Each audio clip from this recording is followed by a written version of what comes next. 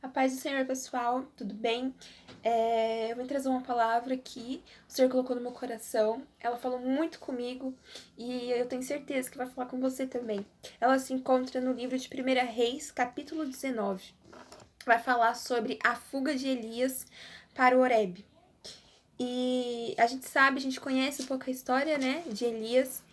Jezabel mandou um mensageiro para ele falando que iria matá-lo, e ele, amedrontado, foi para o deserto se esconder. E ali, quando ele chega no deserto, ele ora ao Senhor falando para que o Senhor o matasse, porque ele não era como seus antepassados, ele não era melhor que os seus antepassados. E ali ele adormece. Quando ele termina de fazer essa oração, ele adormece, e aí um anjo aparece falando para ele: coma e beba.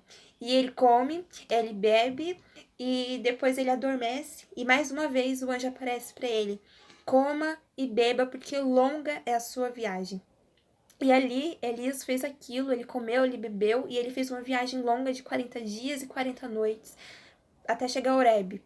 E ali ele se escondeu dentro de uma caverna para descansar, para passar a noite, e a voz do Senhor veio a ele perguntando: Elias, o que é que você está fazendo aqui? E aí ele fala para o Senhor: Senhor, os israelitas rejeitaram uma aliança, os israelitas mataram todos os profetas, e eu sou o próximo, eu vou morrer. E aí o Senhor fala para ele, o anjo fala para ele: vá para o monte, ali você vá para a presença do Senhor, porque o Senhor vai passar. E ali a gente conhece a história: passa vento, passa terremoto, passa fogo, mas nada do Senhor passar. E depois de uma brisa suave, o Senhor passa, e mais uma vez o Senhor pergunta para ele: Elias, o que é que você está fazendo aqui? E Elias, mais uma vez, ele fala ao Senhor: Senhor, os israelitas rejeitaram uma aliança, os israelitas mataram todos os profetas e eu sou o próximo. E aí o Senhor dá uma ordem para ele: sai, volta por onde você veio, pelo caminho que você veio, vá para Damasco e lá você usa Ranziel como rei. E o que eu tô querendo dizer com toda essa história de Elias?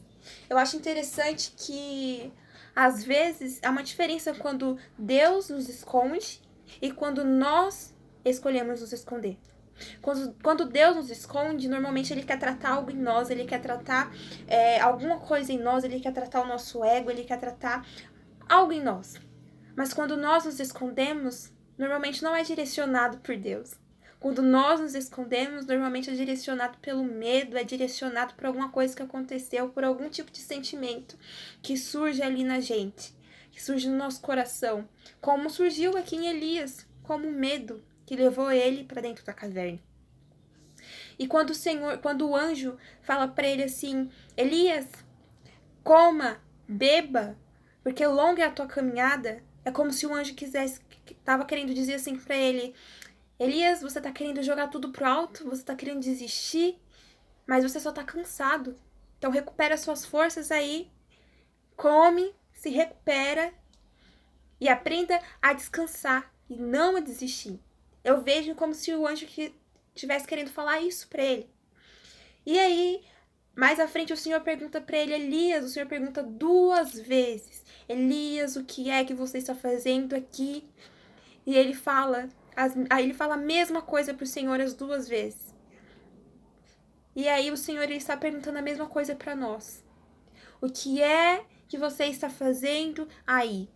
Talvez o Senhor te dê um ministério, o Senhor te dê um sonho, talvez o Senhor te dê um projeto, alguma coisa o Senhor te deu, mas alguma palavra, alguém se levantou contra você, seja através de um mal olhado, seja através de palavras, e você sentiu medo, você se sentiu incapaz, você esqueceu quem foi que te chamou e você acabou voltando para dentro da caverna, você acabou seguindo o seu sentimento e foi se esconder. Mas quando o Senhor pergunta para Elias: Elias, o que é que você está fazendo aí? O Senhor não estava querendo saber o porquê que ele estava ali, porque o Senhor sabia o porquê ele estava ali. O Senhor estava querendo dizer para ele: Elias, eu não mandei você entrar para dentro da caverna, eu não mandei você se esconder. Você se esqueceu quem foi que te chamou? Você se esqueceu que maior é o que está com você do que aquele que está no mundo? Você está com medo de quê, Elias? Era isso que o Senhor estava querendo falar para ele. E aí, mais à frente, a gente vê o Senhor dando para ele um direcionamento, uma ordem, falando para ele voltar pelo caminho por onde ele veio, para ele ir para o deserto de Damasco, e para chegar lá, ele ungir Hazael como rei da Síria. Ou seja, a gente vê que o Senhor deu para ele uma ordem, o Senhor deu para ele um direcionamento, Ai, meu pai, esqueci a palavra. Um destino, e o Senhor deu para ele uma missão. É a mesma coisa que o Senhor deu para nós, que o Senhor nos dá todos os dias. Qual que é a ordem do Senhor? A ordem do Senhor é: volte pelo caminho que você veio.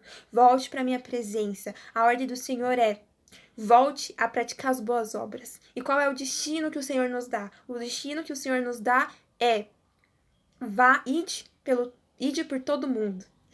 E a missão que o Senhor também nos dá é: e pregai o evangelho a toda criatura. Quando eu olho para Abraão, quando o Senhor chama ele para poder ele sair do meio da parentela, da casa do seu pai, e toda aquela história que a gente já conhece, a gente não vê Abraão ali amedrontado, mas eu vou para onde? Como que vai ser? O que vai acontecer? Ele mal sabia para onde ele estava indo. A gente só vê Abraão fazendo uma coisa: obedecendo a ordem que Deus lhe deu. E é isso que nós precisamos fazer.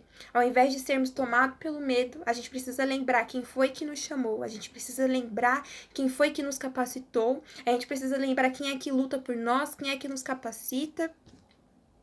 Nós precisamos ser obedientes àquilo que o Senhor nos ordena. Então, a mensagem que eu quero deixar hoje para você, a pergunta é: o que é que você está fazendo aí?